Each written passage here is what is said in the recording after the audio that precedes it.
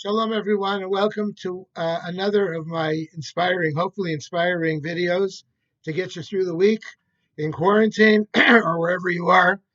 I'd like to share with you an idea that is going around these days, and that is that doctors are God.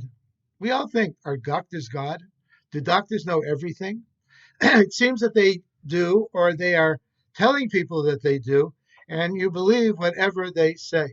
Certainly, a doctor's opinion is very, very important, no question about it. And when a consensus of them come along and tell us to do something, whether it's to socially distance ourselves or to be quarantined or not to go to work or to wear masks and gloves and body armor or whatever you're going to do, we take their views seriously. But sometimes we shouldn't. And sometimes we should be more cautious.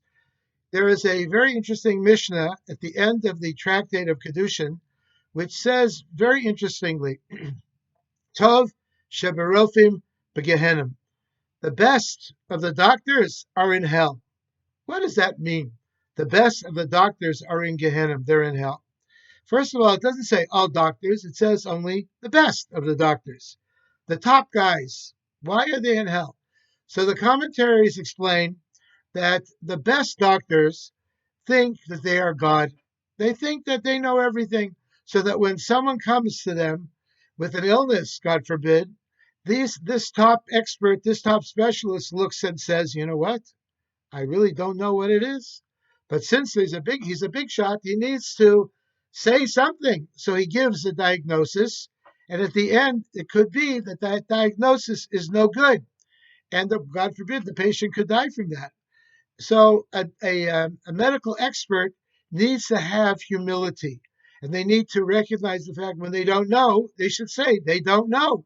And we all have to take a look around, and we need to do our homework as well and look around and see, is this the case? Is that the case? Today they're telling us one thing, tomorrow they're telling us something else. And it can be very confusing, and it can be very disheartening to believe that we don't know what's going on. They're saying it's going to be over in a month, in a couple of weeks. It's going to be over next year. It's never going to be open. Who knows? Every time you see a different opinion, we need to do our homework and we have to look around and make our own opinions based on the information of specialists and experts, but also based on what we believe to be correct as well.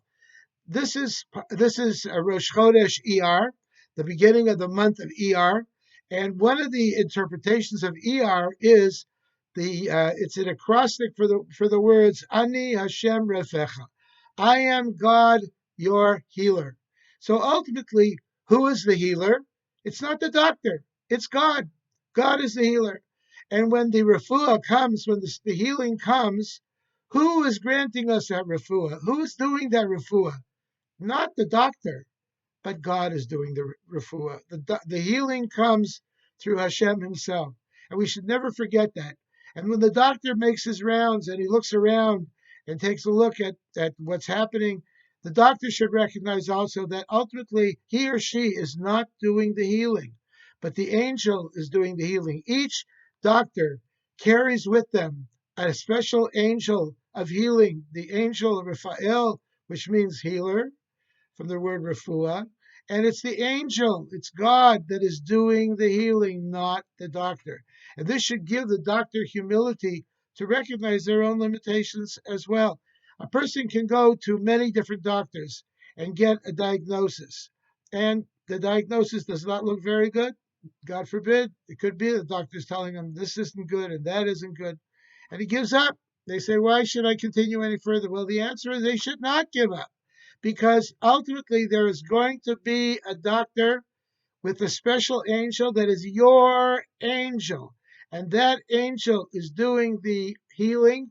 I have known many people who have gone to 2, 3, 4 doctors, and they've all given a very negative prognosis, and then finally they had one who saved the day, who saved the whole thing.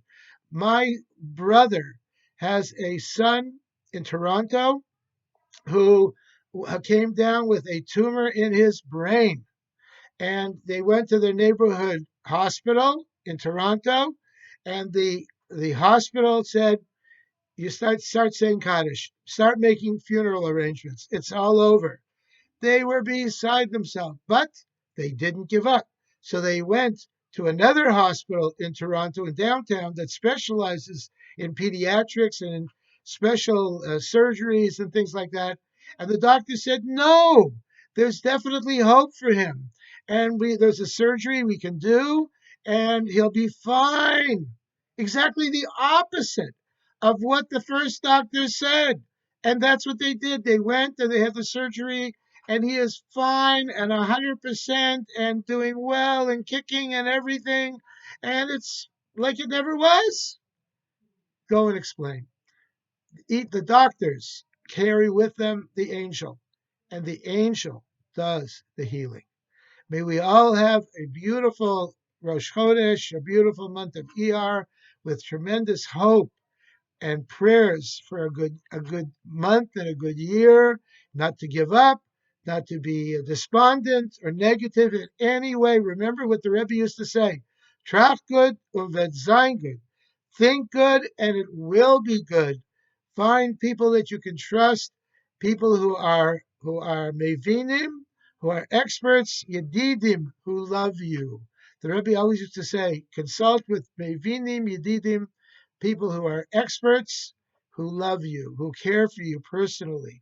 And may the refuah come to the entire world through the healing powers of the month of Iyar. And I want to bless you all with health and happiness and success in everything you do, and nachas from your children and grandchildren. And may we get through this terrible situation quickly. Amen. Good Shabbos, everyone. Candle lighting is at 7:08 p.m. in San Diego. Shabbat Shalom.